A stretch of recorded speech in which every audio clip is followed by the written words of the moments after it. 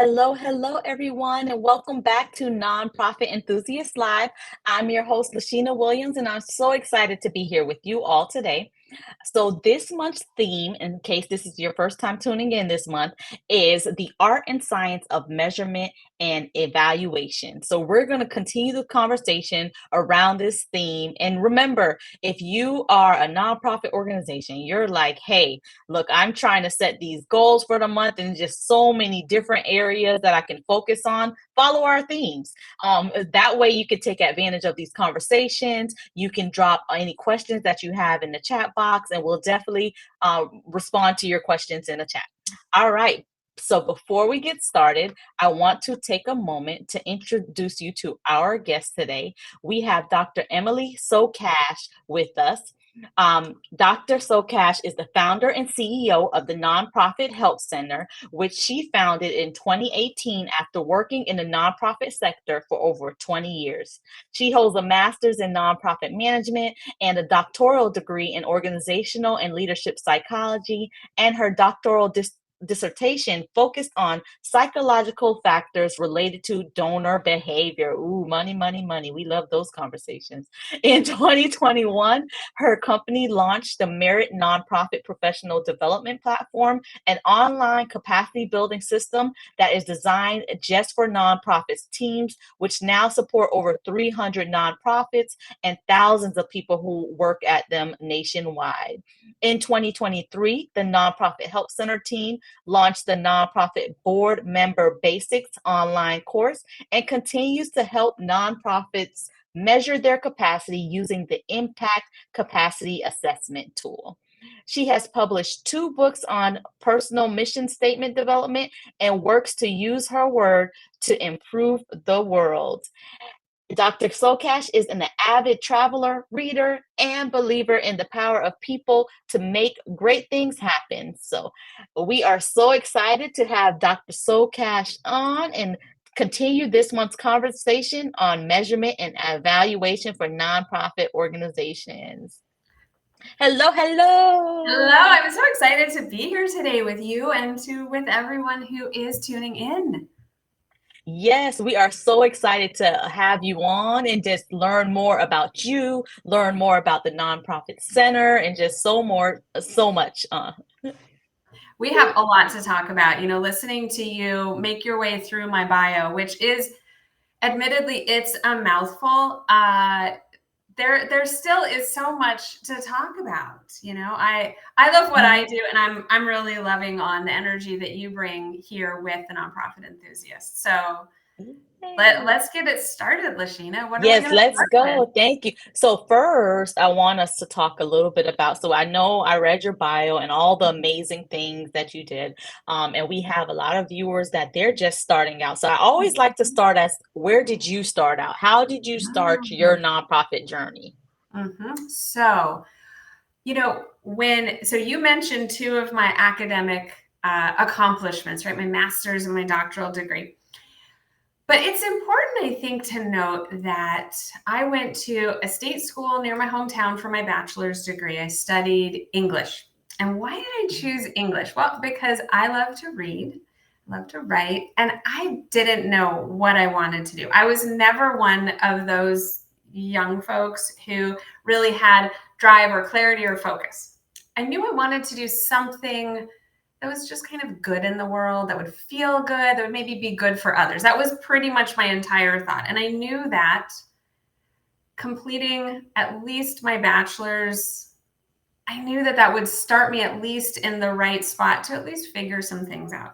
And I ended up kind of falling into a couple jobs that I thought were in the writing space, but it turned out they really exposed me to being within the nonprofit sector. And so my first real job after college, I had relocated with a guy to upstate New York, and I landed this position at Ithaca College. And I was, at this time, I'm going to kind of date myself here, but at this time, the idea of marketing college admissions using this thing called the internet was very new and novel. And so I was brought on to bring a little bit of youth and bring some content and some approach to that. And so I designed that college's first admissions outreach. Mm. After that, I realized, I really like being in this space of an organization that exists to do good in the community. I was with Ithaca College for a handful of years, and following that, I ended up again falling into a position through, a friend of a friend. I had moved. I needed a job, and I ended up working at the Jewish Federation in Cleveland. Now, the Jewish Federation, if you're not familiar with it, it's like a United Way within the secular Jewish community. So they raise money to distribute money out where it's most needed. And I was in a fundraising role. And that was when it clicked for me.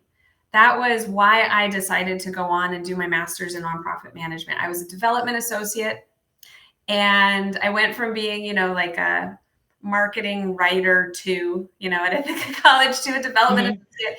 And that really solidified my path. Like, wait a second, this nonprofit sector, this really is my jam.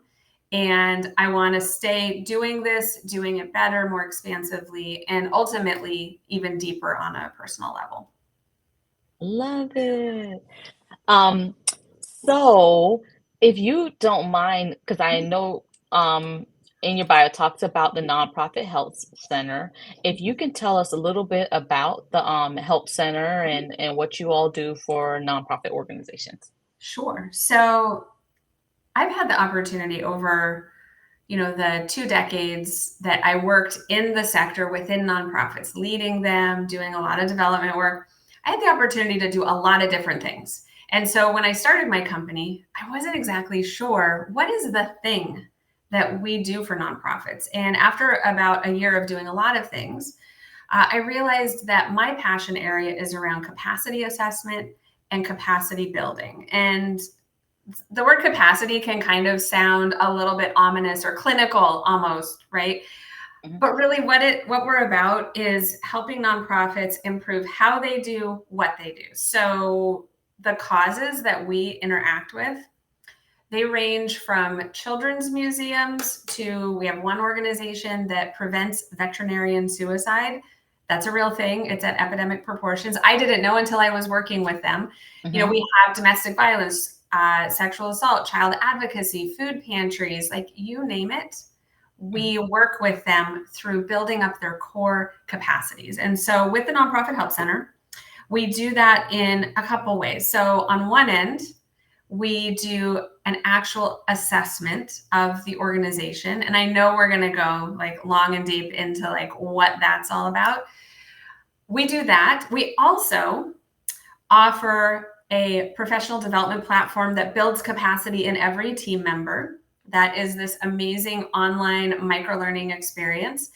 And then we also round it out with some curated stuff for boards or for smaller groups, but it's all about really understanding how you're doing what you're doing and really discovering what levers to pull in order to continue to grow as an organization, whether that be grow your budget, grow your staff, grow your capability to continue to do your work, grow.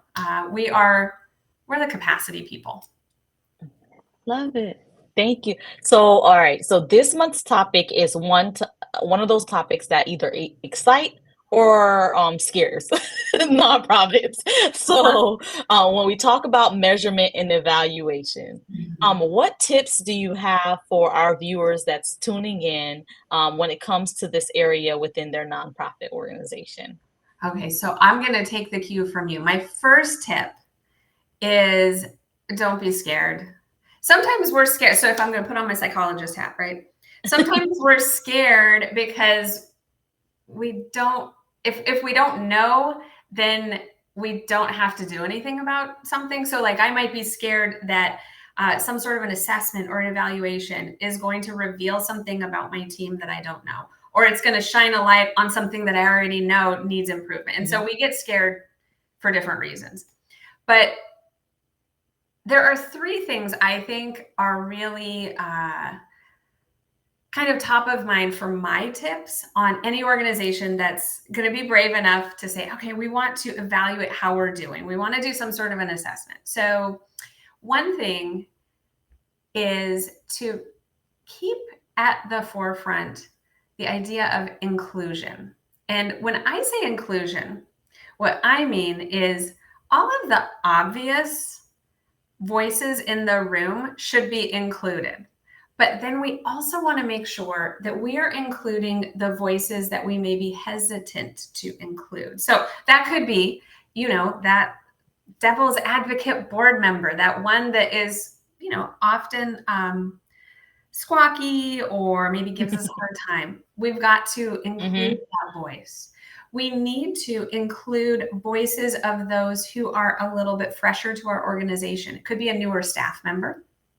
It could be a newer board member. It could be a volunteer or a donor who has recently distanced themselves. Those voices are amazing to include because we can get to the heart of what's going on in that particular pocket. And then we want to look at, when we are doing some sort of an assessment or evaluation of our organization, making sure that we have a variety or a diversity of voices in the room. So if you have 25 people that you're going to survey, let's say that you're going to use the tool that I use, the Impact Capacity Assessment Tool, or the ICAT. We grab 25 people. We want 1/3 of those to be board members, 2/3 to be staff members.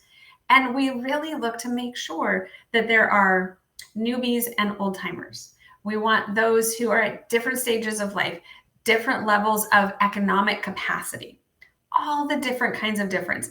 And sometimes we have to be brave and we have to say, okay, I'm not going to actually invite this one particular person to donate or to participate, because their views are already represented by somebody else that we've engaged, even though there's somebody I typically feel like I should engage. So one, be inclusive as you can. My second tip is to remember that any sort of an evaluation, a capacity assessment, a survey, those are just point in time measures. So today is, end of April, right? Whatever we do with an assessment today, it's valid today.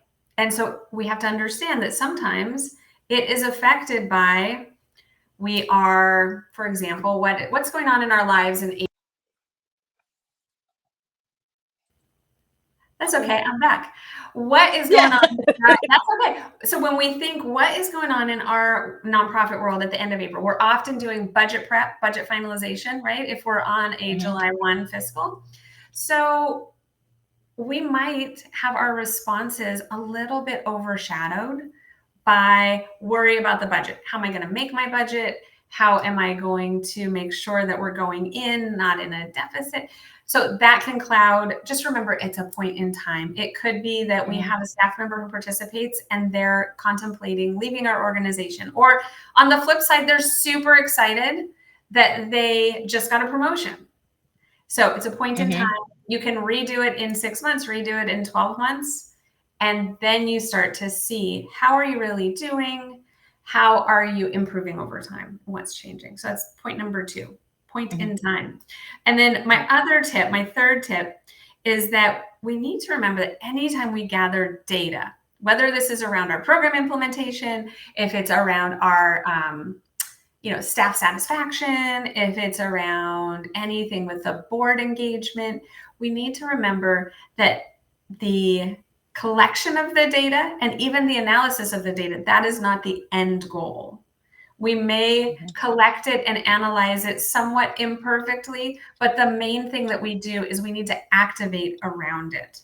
And sometimes it can be scary to collect all this data and to analyze it.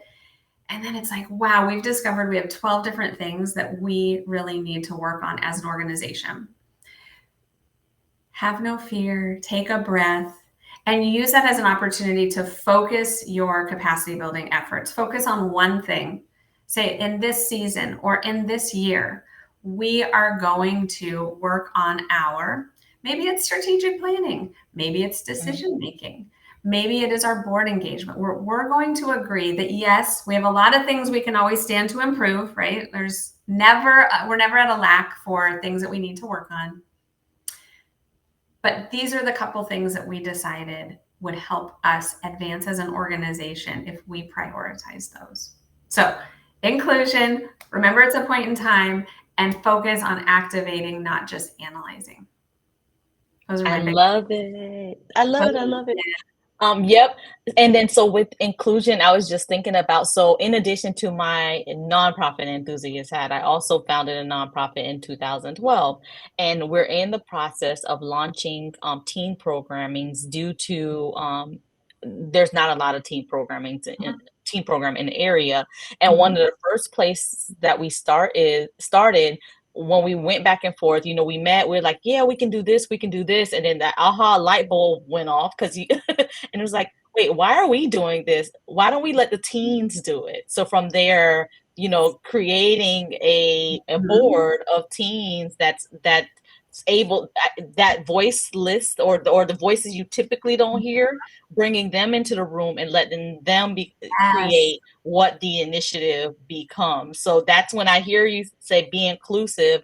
I love that you said that, because it's like thinking about the voices that might not necessarily be as accessible, or might not be the first place that you think of. Mhm. Those are the voices you really need to be able to structure Mhm. whatever whatever programming or initiative you're looking to implement.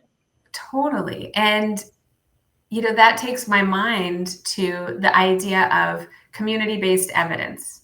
So Mhm. anytime that we are, working with teens, we're working with domestic violence survivors, we're working with kids and parents. This is a population that we're looking to serve, that is our community. And it can be, I don't want to say it's easy. Maybe it can be tempting. It can be tempting to have the thought or to speak the thought that, oh, we know what they think. We know what they like. We know they don't like this, or we know they do like this. Or somebody told me that they wanted this. When we actually take it to the community that we're serving, that's the way to be inclusive. And that's the way to gather that community-based evidence that really gives us traction in Mhm. understanding how is what we're doing making a difference? How can it be improved? What are we doing that we think is amazing that they might think could be better? Mhm. And so I love that. Thank you for adding that extra little facet to the gem of inclusion. Yeah. And then using their voices to help with that piece you talked about, the tip of activation. So Mhm. not just collecting the information or hearing the voices, but being able to, make decisions and activate what, comes out of those that information that you gather. So I love that. Yes. Awesome. Anything else before we that you would like to um share when it comes to measurement and evaluations for nonprofit organizations? I'll build on that activation piece with just kind Mhm, of a little nugget. This is something that I believe, and mhm, I won't say that there's a lot of science that backs this up, but this is one of my core beliefs. And this is a little kind of, I think, a little window into my why. Like, why do I do this? Why do I mhm, have employees who are like right there with me, working with all of these nonprofits and the people who power them? So I really believe that capacity building is a team sport. And this isn't an unpopular opinion, and this isn't particularly, that's not a big reveal. But I think it's important to remember that anytime we want to measure and evaluate and then activate on our findings, that activation really is best done when we cast a wide net and bring the entire team in on helping the organization to elevate its practices. So I remember when I was an executive director and I had my annual budget that had professional development in it. and team building stuff. I had that bucket of my people focused dollars, and it was never enough. When I ran a Mhm. large organization and when I ran a teeny tiny organization, it was never Mhm. enough. And it was like, Lasheena, it was like the Hunger Games in Mhm. terms of Mhm. who is chosen to get what Mhm. kind of enriching training or experience. Mhm.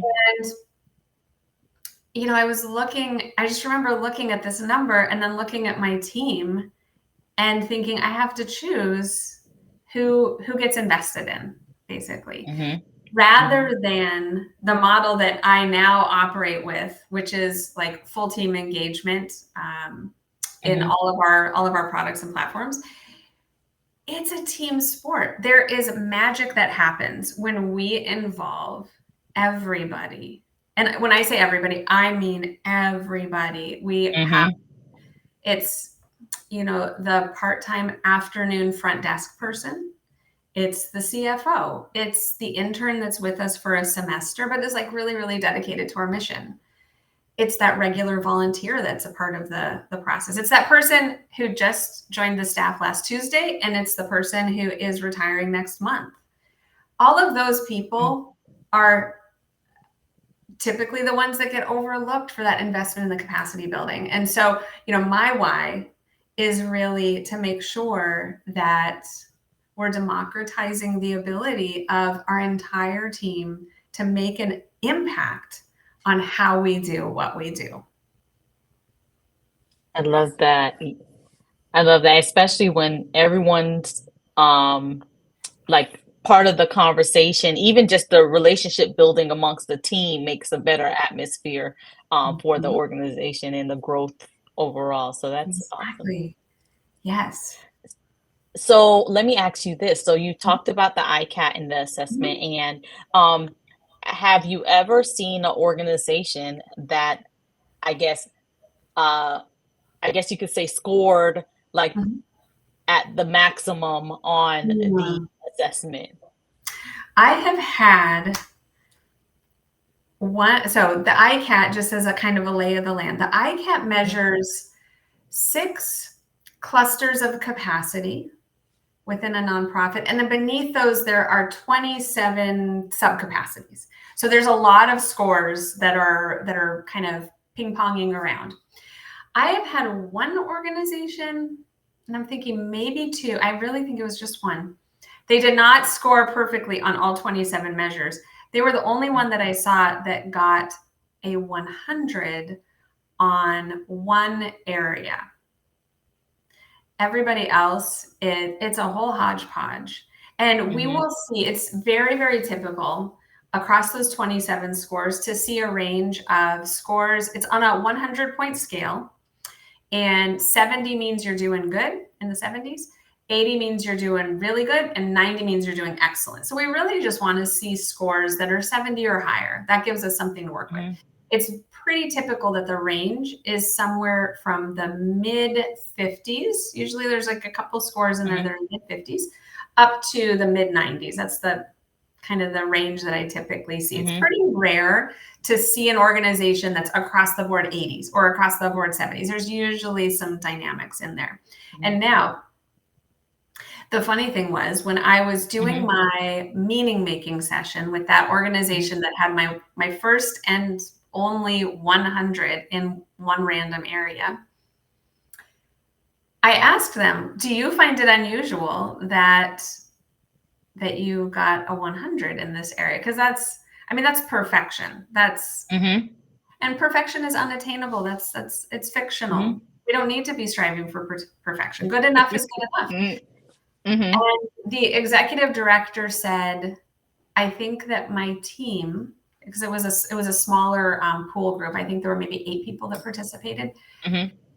She said, "I think that my team was not as they weren't showing up in an authentic way to really Mhm. participate in a means that was helpful to the organization." Mhm. And so that opened up an entirely new line of conversation around the capacity for staff engagement in a Mhm. meaningful and authentic way, because We want every team member to show up authentically, even when they might disagree with what's going on or be grumpy or be having an off day. We still want them to show up and respond to these sorts of things honestly. And so that was kind of the outcome of that there was some amount of work to be done on the team building level. So it sounds to me that capacity building is an ongoing, no matter what size your organization is, and it's a continuous going process.